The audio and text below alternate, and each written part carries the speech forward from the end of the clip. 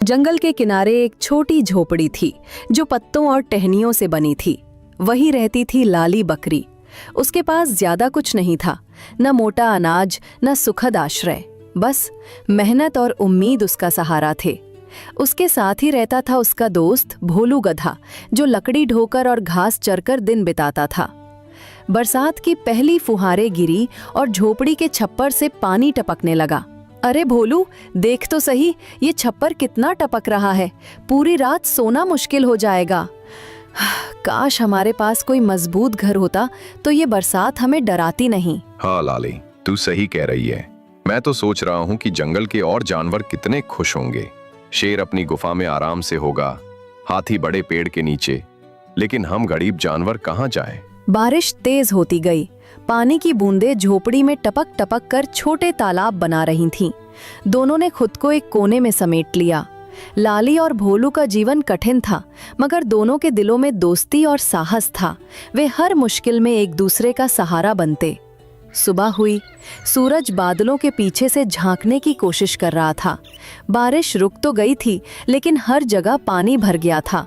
लाली और भोलू खाने की तलाश में जंगल की ओर निकल पड़े। भोलू, आज कुछ घास ढूंढना मुश्किल होगा। पूरा जंगल गीला है, लेकिन हमें कोशिश करनी होगी, वरना भूख से कैसे जिएंगे। चल लाली, मैं तेरे साथ हूँ। चाहे कितनी भी मुश्किल हो, हम दोनों मिलकर सामना करेंगे।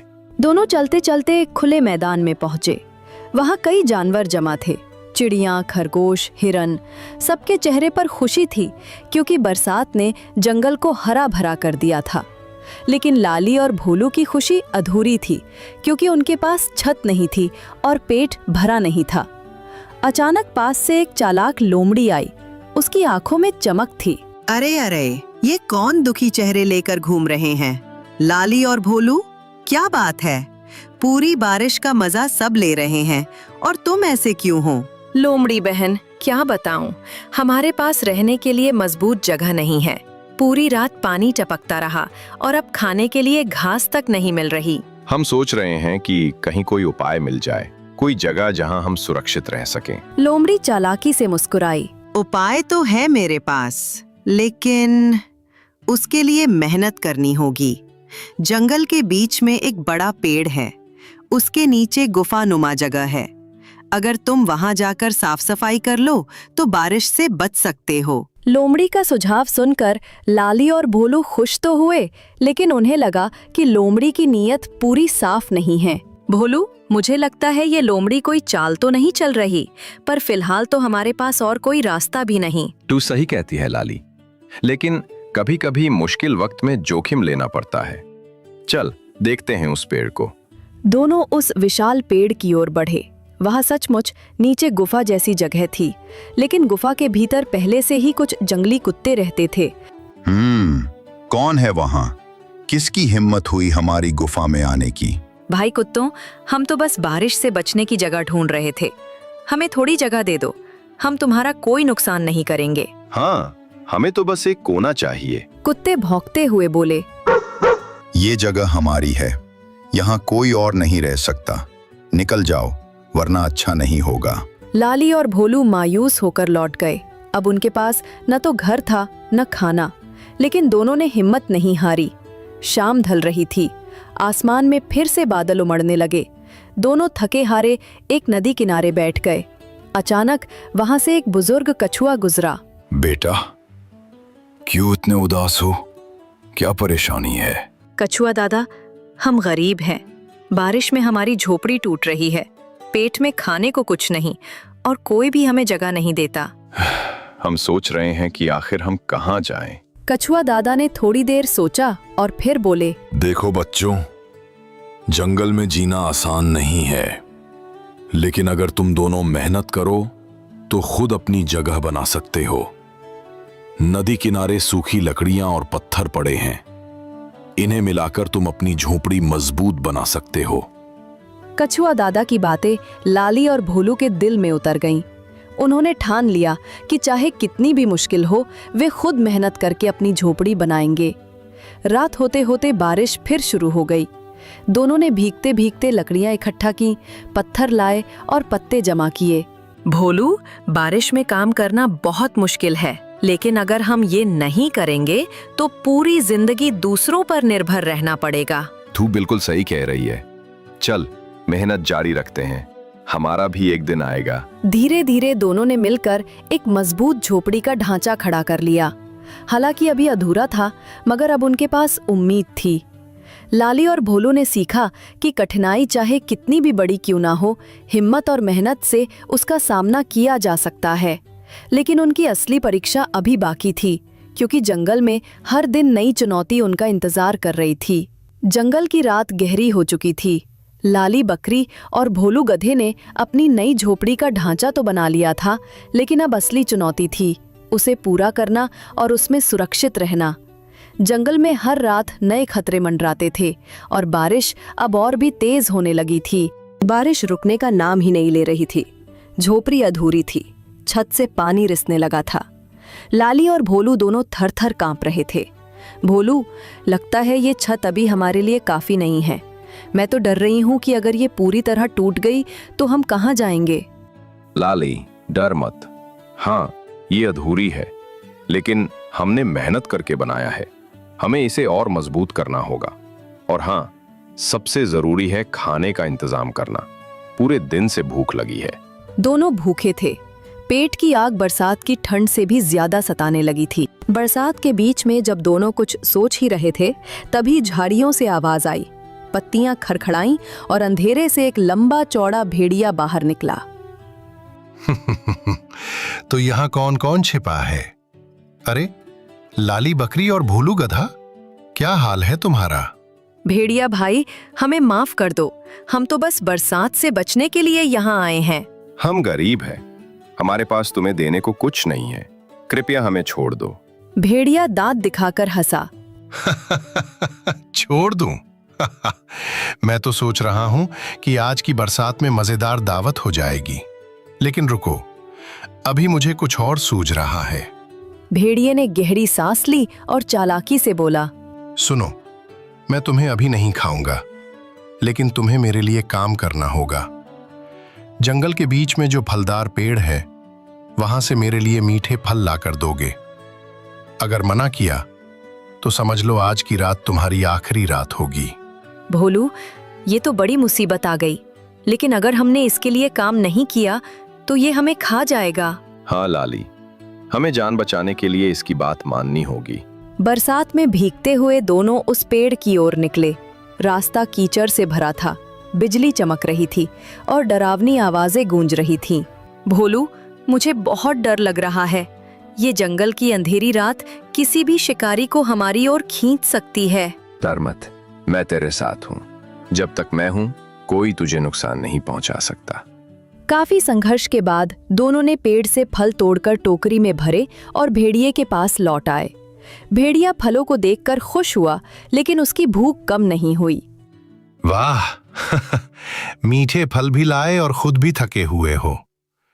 लेकिन मुझे लगता है सिर्फ फलों से पेट नहीं भरेगा। क्यों ना थोड़ा मांस भी चख लूं? लाली और भोलू कांप गए। तभी अचानक दूर से कछुआ दादा आ पहुंचे। भेड़िया, शर्म करो। बारिश में ये बेचारे भूखे प्यासे मेहनत कर रहे हैं और तुम इनकी जान लेना चाहते हो। जंगल में हर कोई अपना घर बना सकता है, लेकिन डर फैलाकर कोई नेता नहीं बनता। भेड़िया कछुआ दादा से डरता था, क्योंकि कछुआ दादा जंगल के बुजुर्ग और बुद्धिमान माने जाते थे। वो गुस्से में गुर्राया और अंधेरे में गायब हो गया। भेड़िए के जाते ही लाली और भोलू ने राहत की सांस ली। कछुआ दादा, आपने आज हमारी जान बचाई। अगर आप ना आते तो हम खत्म हो जाते। सही कहा, आप हमारी ढाल बन गए। हम आपके बहुत आभारी हैं। बच्चों, याद रखो, मुश्किलें हमेशा आएंगी, लेकिन अगर तुम हिम्मत और दोस्ती से उनका सामना करोगे तो कोई भी तुम्हें हरा नहीं सकता। सुबह हुई। सूरज बादलों के बीच से झांक रहा था। झोपड़ी अधूरी थी, लेकिन उम्मीद की रोशनी उनके चेहरे पर थी। भोलू, अब हमें अपनी झोपड़ी पूरी करनी ही होगी। हर बार दूसरों के भरोसे नहीं रह सकते। हाँ, अब हम मेहनत करेंगे और इसे इतना मजबूत बनाएंगे कि न बारिश का डर हो और न भेड़िए का। दोनों ने दिन रात मेहनत की, पत्थरों से दीवार मजबूत की, लकड़ियों से छत बनाई और पत्तों से उसे ढका। उनकी मेहनत देखकर जंगल के दूसरे छोटे जानवर भी मदद करने लगे। लाली दीदी, मैं पत्ते ला दूंगा। मैं ऊपर से देखूंगा कि कहाँ से लकड़ी आसानी से मिल सकती है। मैं सूखे फल जमा कर दूंगी ताकि तुम्हें भूख न लगे। धीरे धीरे उनकी झोपड़ी बन गई। ये अब पहले से कहीं ज्यादा मजबूत थी। लाली और भोलू की मेहनत रंग लाई थी, लेकिन ये सिर्फ शुरुआत थी।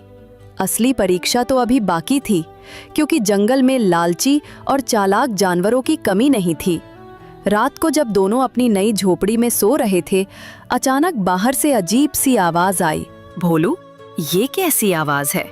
जैसे कोई दरवाजा खटखटा रहा हो। हाँ लाली, ये तो मुझे भी सुनाई दे रही है। कौन हो सकता है इस घने जंगल में आधी रात को? झोपड़ी का दरवाजा हिला और बाहर से एक भारी आवाज आई। अरे दरवाजा खोलो, मैं दोस्त हूँ, तुम दोनों को एक राज बताने आया हूँ। जंगल की ठंडी और स्याह रात। झोपड़ी के बाहर रहस्यमयी आवाज गूंज रही थी। दरवाजा खोलो, मैं दोस्त हूँ। लाली बकरी और भोलू गधा कांप रहे थे।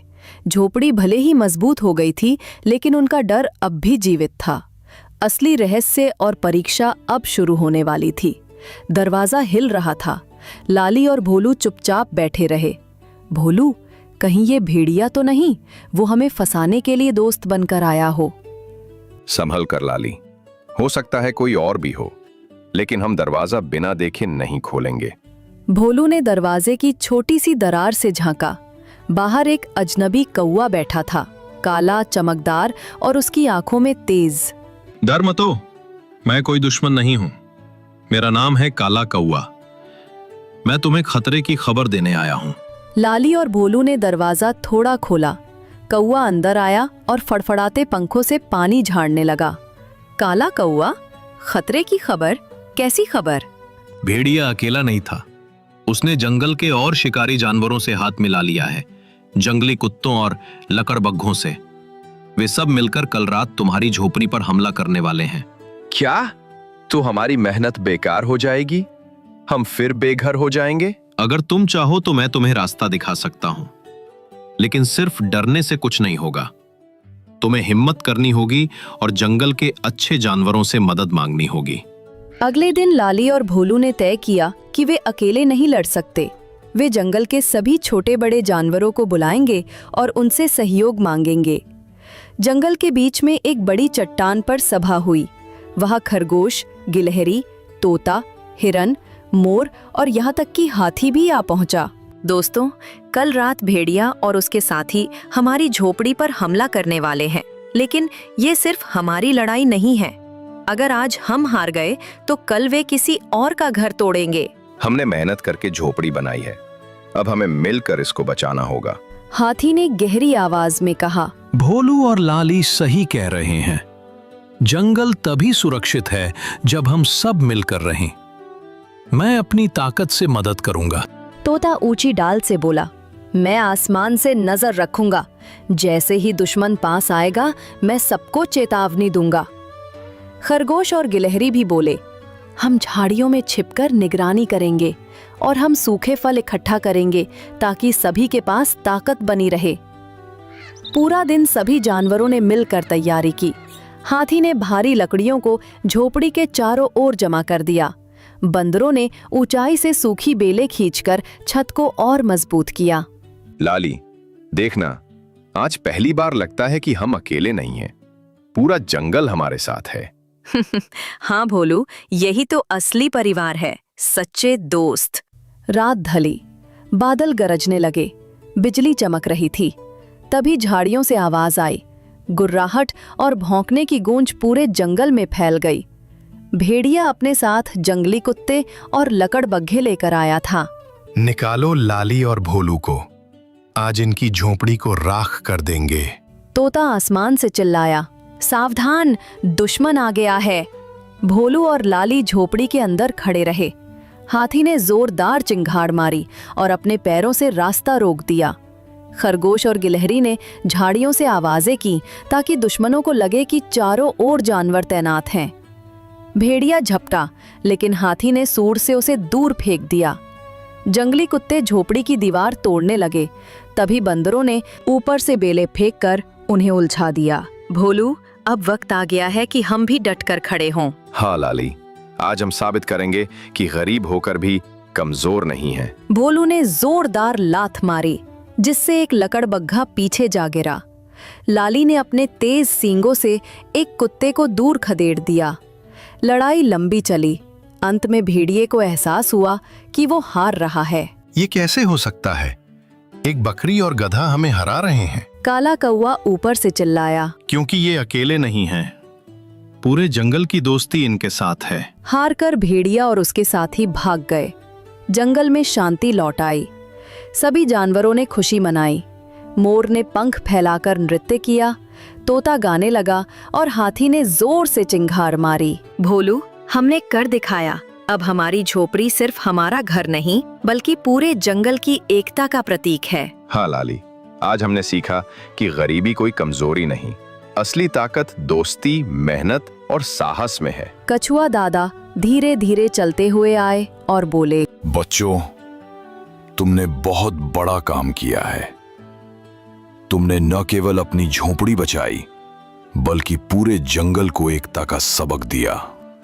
याद रखो, मुश्किलें चाहे कितनी भी आए, अगर दिल में साहस और साथ में दोस्त हों, तो जीत पक्की है।